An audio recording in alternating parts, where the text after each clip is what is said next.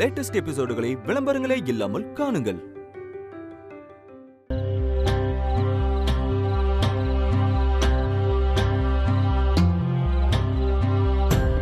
இந்த வீட்லயே 1000 பிரச்சனை. இதுல இந்த ரோஷினி வேற தனியா டென்ஷன் பண்ணிட்டு இருக்கா. இவளை எப்படி சமாளிக்கிறது? அவங்க பிளான் என்னன்னு தெரியாம இதுல நான் மட்டும் போய் தனியாளா இருந்து ஒண்ணுமே பண்ண முடியாது. ஆனா ஏதாச்சும் ஒரு மூவ் எடுத்து வச்சு ஏதாவது பண்ணிதானே ஆகணும். என்ன பண்ணலாம்? பேசாம கௌதம் கிட்ட சொல்லலாமா? இல்ல வேண்டாம். இவன் கிட்ட இப்பவே சொன்னா அதுக்கான ஆதாரம் என்னன்னு கேட்பான். நம்ம கிட்டதான் ஒண்ணுமே இல்லையே. இப்ப என்ன பண்றது?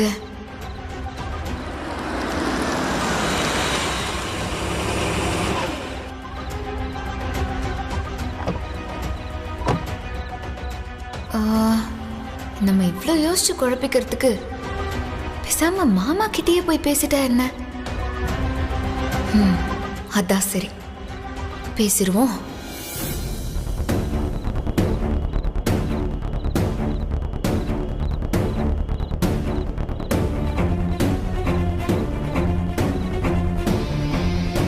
இவ எதுக்கு இப்போ வேகமா வரா?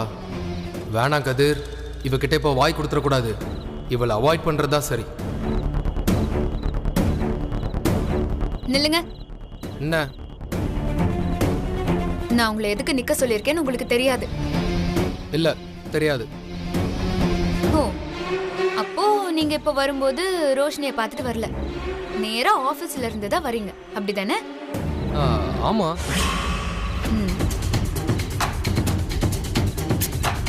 இப்போ உனக்கு என்ன பிரச்சனை? எதுக்கு இப்ப என்ன நிக்க வச்சு கேள்வி கேட்டுட்டு இருக்க? நீங்க நடிக்காதீங்க. நீங்களும் ரோஷினியும் சேர்ந்து என்னெல்லாம் பிளான் பண்றீங்கன்னு எனக்கு நல்லா தெரியும்.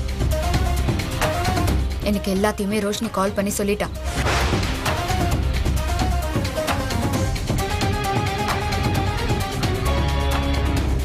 ஏய் ரோஷியா, என்ன சொல்ற?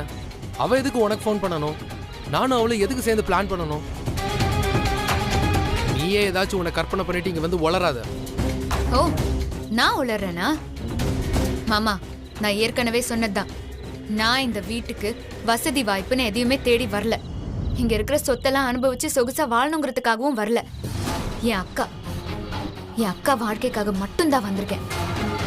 அவ வாழ்க்கைக்கு ஏதாவது ஒண்ணுன்னா நான் எந்த எக்ஸ்ட்ரீம்க்கு வேணாலும் போவேன். வீணா என் அக்காவை ஏமாத்த வேற ஏதாச்சும் பிளான் பண்ணீங்க, வருக்கு நான் என்ன பண்ணேன்னு தெரியும்ல? அதேதான் நான் இப்ப உங்களுக்கும் சொல்றேன். வீணா என் கோவத்தை தேவையில்லாம தூண்டாதீங்க. இப்பவும் சொல்றேன், அந்த ரோஷினி இருக்கால, அவ கூட பழகிறத தயவு செஞ்சு நிப்பாட்டிக்கோங்க. இந்திரா,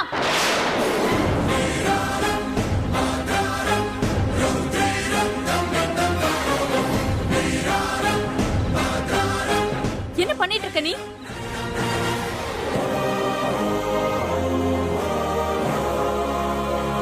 பாரு காவியா, ஒரு நாள் முழுக்க ஆபீஸ்ல வேலையை முடிச்சுட்டு டயர்டா வீட்டுக்கு வந்தா இப்படி நிக்க வச்சு நான் உன்கிட்ட ஏதோ சரியா நடந்துக்க மாட்டேன், ஏதோ மறைக்கிறேன்னு சண்டை போடுறா. என்ன காவியா அதெல்லாம்? நீ இவகிட்ட என்ன சொன்ன?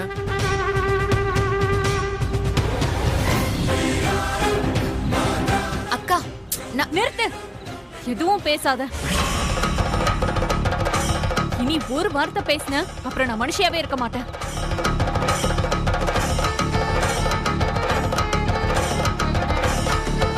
எங்க அவளுக்காக நான் உங்ககிட்ட மன்னிப்பு கேட்டுக்கிறேன். என்ன மன்னிச்சிருங்க. நீங்க முதல்ல உள்ள போங்க. என்ன காவியா, உன் தங்கச்சி இப்படி இருக்கா? டார்ச்சர். இந்த வீட்ல யார்கிட்ட எப்படி நடந்துக்கணும்னு இவளுக்கு நீ சொல்லி தர மாட்டியா? நான் பேசிக்கிறேங்க, நீங்க உள்ள போங்க. இனியாச்சும் என்கிட்ட எப்படி பேசணும்னு பார்த்து நடந்துக்க சொல்லு.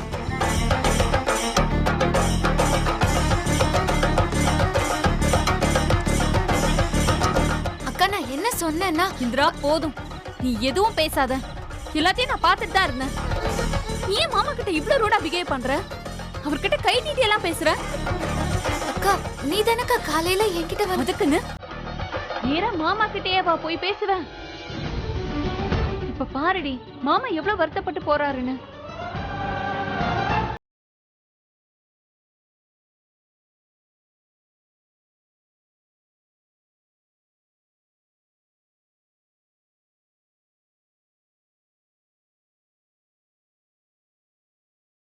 ஆனா ஒண்ணு, எனக்கு கொஞ்சம் மனசு கஷ்டமா இருக்கேன்னு கூட பிறந்தவளேன்னு உன்கிட்ட ஷேர் பண்ண.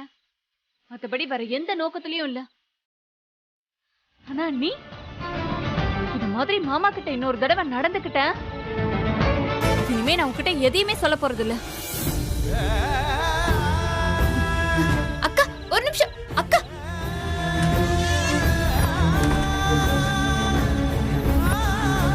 அக்கா வேற இங்க என்ன நடக்குதுன்னே புரியாம. ச்சே. அது சரி, அக்கா மாமா மேல உயிரையே வச்சிருக்கா. ஆனா மாமா அக்காவுக்கே துரோகம் பண்ண துணிஞ்சிட்டாரு. இதை விடவே கூடாது. இது எப்படியாச்சும் நான் தடுத்து நிறுத்ததான் போறேன். மாமா, உங்களை அக்காவுக்கு துரோகம் பண்ண நான் விடவே மாட்டேன். அது நான் இருக்கிற வரைக்கும் நடக்காது.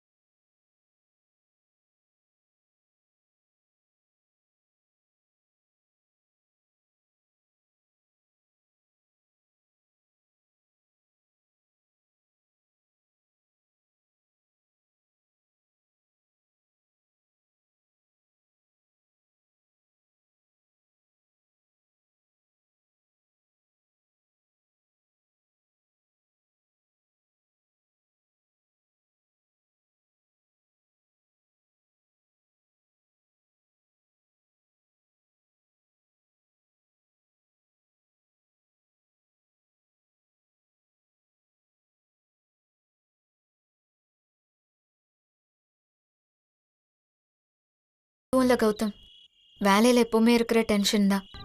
அதுவும் இல்லாம கொஞ்சம் தலைவலியா இருக்கு. இப்போ ஓகேவா?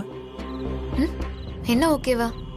இல்ல இந்திரா, தலைவலின்னு சொன்னியே, அதான் இப்போ ஓகேவா? இப்போ ஓகே தான். ஓகே. இல்லைன்னா சொல்லு, நம்ம மெடிக்கல். இல்ல, சுபாக்கா காஃபி போட்டு கொடுத்தாங்க, கொஞ்சம் பரவாயில்ல இப்போ. சரி இந்திரா, அப்புறம் உங்ககிட்ட வந்த உடனே ஒரு நல்ல விஷயம் சொல்லலான்னு வந்தேன். ஆனா நீ நார்மலா இல்ல. ஐ மீன் கொஞ்சம் மூட் அவுட்டா இருக்கிற மாதிரி இருந்துச்சு, அதான் சொல்லல. நீயும் வெளியே போயிட்டியா? சொல்லு கௌதம். நம்ம வீட்ல ஒரு விசேஷம் நடக்க போகுது. தெரியும். தெரியுமா? ஆமா, மாமாக்கும் அத்தைக்கும் 60ஆம் கல்யாணம் தானே? ஆமா. உனக்கு எப்படி தெரியும்? உன் சித்தியும் அம்மாவும் இப்பதான் கூப்பிட்டு சொன்னாங்க. அம்மாவே சொல்லிட்டாங்களா? அப்படின்னா ஓகே. கௌதம். என்ன கௌதம், அம்மாக்கும் அப்பாக்கும் 60ஆம் கல்யாணம் வரப்போகுதுன்னு சொல்ல வந்த. இது நீ ரொம்ப நாளா எதிர்பார்த்துட்டு இருந்த விஷயம் தானே? ஆனா என்கிட்ட சொல்லும்போது ஏன் பெருசா எந்த சந்தோஷமும் இல்லாத மாதிரி சொல்ற? உனக்கு என்னாச்சு கௌதம்? அப்படிலாம் இல்ல. உனக்கு இதுல சந்தோஷமா இல்லையா என்ன? எனக்கு இதுல சந்தோஷம் இருக்கு இல்லங்கிறது முக்கியம் இல்ல.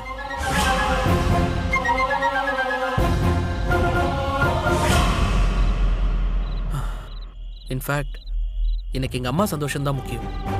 அவங்களுக்கு எது சந்தோஷமோ அதான் எனக்கும் சந்தோஷம். அவங்களுக்கு எதெல்லாம் சந்தோஷம் இல்லையோ அது எனக்குமே இல்ல.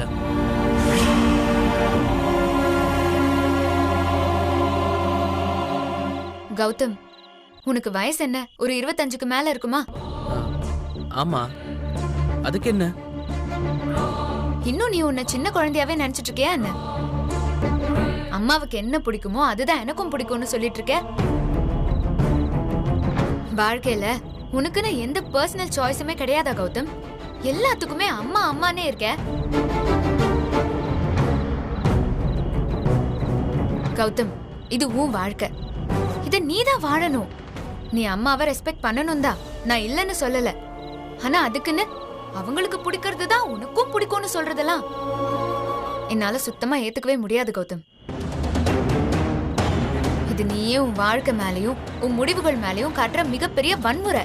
இங்க பாரு, போதும். ஆரம்பிச்சிட்டியா? உன் லெக்சர் போதும் சாமி. உன்கிட்ட போய் நல்ல விஷயம் ஆசையா சொல்ல வந்த பாரு. என்ன என்ன சொல்லணும்? இல்ல, உனக்கு எங்க அம்மா மேல அப்படி என்ன கோவம்? எப்ப பார்த்தாலும் உங்க அம்மா அப்படி, உங்க அம்மா இப்படி. இல்ல, நான் என்ன சின்ன குழந்தையா? எப்ப பார்த்தாலும் பாடம் எடுத்துட்டே இருக்க. ஆமா ஆமா, நான் சொன்னா நீ அப்படியே கேட்டுற ஆள் தான். அம்மா தாயே, போது நிறுத்துறியா? இனிமே எங்க அம்மா பத்தி ஏதாவது பேசுன, நான் பேசவே மாட்டேன். என்னமோ இந்த உலகத்துல அவ மட்டும் தான் கரெக்ட்ங்கிற மாதிரி பேசுறேன்.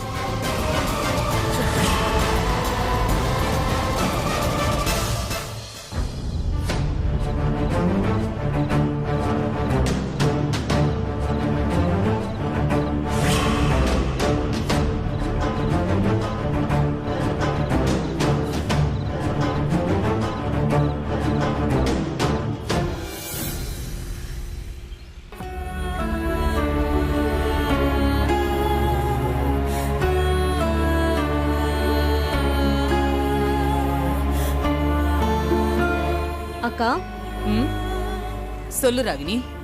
இப்ப நீ ஹாப்பி அக்கா? என்னடி சொல்ற? எதுக்கு ஹாப்பியான்னு கேக்குற? இல்ல, ரொம்ப நாளா 60வது கல்யாணம் பண்ணணும்னு ஆசையா சொல்லிட்டு இருந்தல்ல, அது இப்போ உனக்கு நடக்க போகுதுல்ல. எனக்கு நான் இவ்ளோ சந்தோஷமா சொல்லிட்டு இருக்கேன், நீ என்னமோ இதுக்கு சுத்தமா விருப்பமே இல்லாத மாதிரி பேசுற. இல்ல ராகினி, இப்ப எங்களுக்கு 60ஆம் கல்யாணம் நடக்க போகுதுன்னு சந்தோஷப்படுறதா இல்ல அதுல அந்த இந்திரா கலந்துக்க போறாளேன்னு நினைச்சு வருத்தப்படுறதான்னு புரியல. அவெல்லாம் ஒரு ஆளுன்னு அவளை நினைச்சு நீ ஃபீல் பண்ணிட்டு இருக்கியா? விடுக்கா.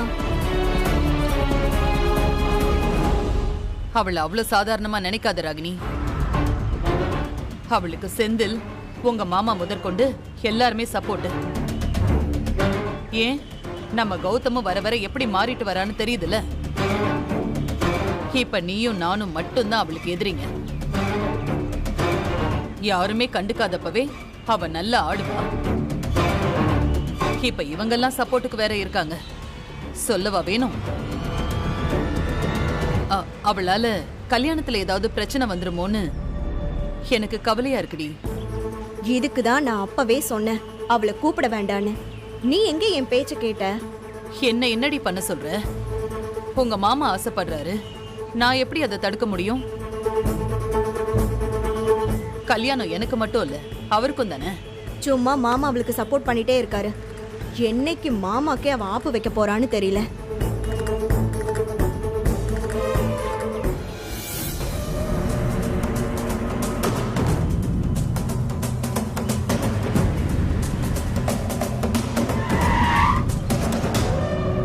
என்னாச்சுப்பா? தெரியலங்க மேடம், திடீர்னு ஆஃப் ஆயிடுச்சு. என்னன்னு பாக்குறேன். சீக்கிரம் பாரு.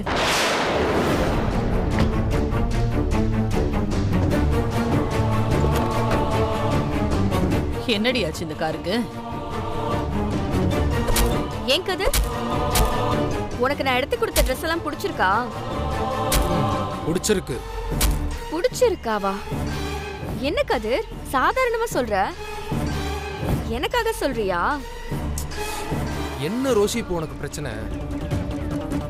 அதான் பிடிச்சிருக்குன்னு சொல்லிட்டேன்ல. இப்ப நான் என்ன கேட்டேன்னு நீ இவ்ளோ கோவப்படுற? நீ எதுவும் சொல்ல வேணாம்.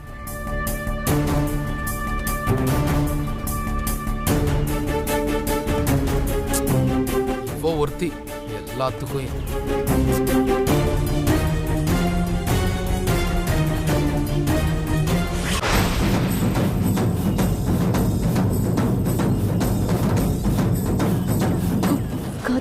இங்க அதுவும் பக்கத்துல ஒரு பொண்ணு.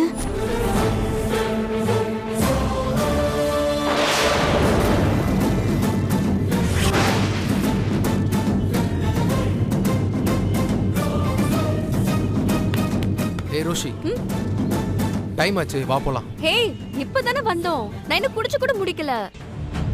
ஏய், சொல்றது புரிஞ்சுக்கோ. அங்க அம்மா கார் நிக்குது. அவங்க மட்டும் நம்ம 2 பேரும் ஒண்ணா பார்த்தாங்க, அவ்வளவுதான். எது? அத்தை வந்திருக்காங்களா? எங்க? ஐயோ, உன்கிட்ட சொன்ன பாரு. ஐயோ ரோஷி, சொல்றது கேளு, வா. ஏ சிதம்பரம், என்ன எவ்வளவு நேரம் ஆகும்? ஏண்டி ராகினி, உட்கார முடியலடி. இங்க பாரு, எனக்கு ஒரு மாதிரியா இருக்கு. நான் போறேன்டி வெளியே. அக்கா வேண்டக்கா வேண்டக்கா, நம்ம இங்கேயே இருக்கலாம். வெளியில ரொம்ப ஹாட்டா இருக்கு.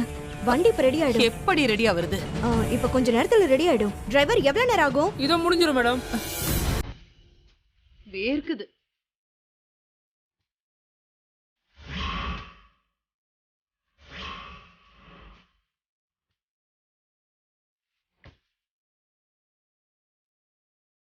என்ன இவன் ஏதோ ஒரு பொண்ணு கூட பேசிட்டு நிக்கிறான்.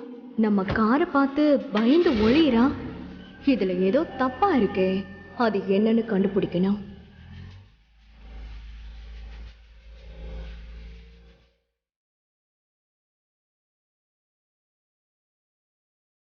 சரி, கிளம்பலாம், வா.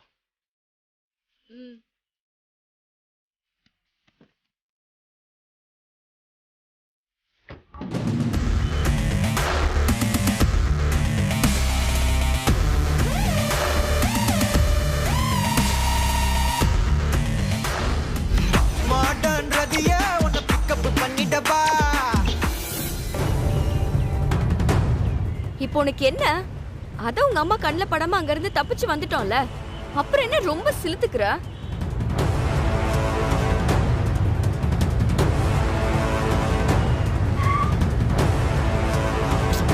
ஹே, என்ன ஓவரா சீன் போடுற? ஆமா, நான் தான் சீன் போடுறேன். நீ ரொம்ப கரெக்டா நடந்துக்கிறல. கதிர், இப்ப என்னாச்சு? கடையில நல்லா தானே நீ பேசிட்டு இருந்த. வர வர நீ பண்றது ரொம்ப இரிட்டேட் ஆகுது ரோஷி. எனக்கு சுத்தமா பிடிக்கல. ஓ, நான் பண்றதுல சாருக்கு பிடிக்கல, இரிட்டேட் ஆகுதா? அப்போ சார் பண்றதெல்லாம் மட்டும் அப்படியே ரொம்ப நல்லா இருக்கா என்ன? லுக் கதிர், 2 வருஷமா நீ எனக்கு தாலி மட்டும் தான் கட்டல. மத்தபடி நாம புருஷன் பொண்டாட்டி மாதிரி தான் வாழ்ந்துட்டு வரோம். அப்படி இருக்கும்போது திடீர்னு உங்க அம்மா சொன்னாங்கன்னு நீ இன்னொரு பொண்ணை கல்யாணம் பண்ணது மட்டும் எனக்கு சந்தோஷமாவா இருந்துச்சு? அது உனக்கு தெரியலையா? அதுக்கப்புறம் உன் பொண்டாட்டிய பிரெக்னன்ட் ஆக்கிட்டு வந்து நின்னியே, அதுக்கு என்ன சொல்ற?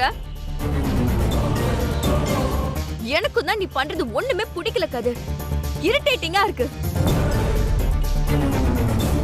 ரோஷி, எதுக்கு எடுத்தாலும் அதை சொல்லி என்னை ஃபர்ஸ்ட் ப்ளேம் பண்ணாத. அப்போ நான் இருந்த சிச்சுவேஷன் அப்படி ரோஷி. அதுக்கு என்ன பண்ண சொல்ற? இந்த முடிவு நம்ம 2 பேரும் சேர்ந்து எடுத்தது தானே. உனக்கு அவ்வளோ பிரச்சனைனா நீ அப்பவே சொல்லிருக்கலாம்ல. இப்ப நான் என்ன உன்னை விட்டு ஓடியா போயிட போறேன்? நீ ஓடினாலும் ஓடுவ கதிர். நீ பண்ணக்கூடிய ஆள் தான். அப்படி நீ என்னை விட்டு ஓடி போயிடக்கூடாதுன்னு தான் இப்ப இந்த கல்யாணமே.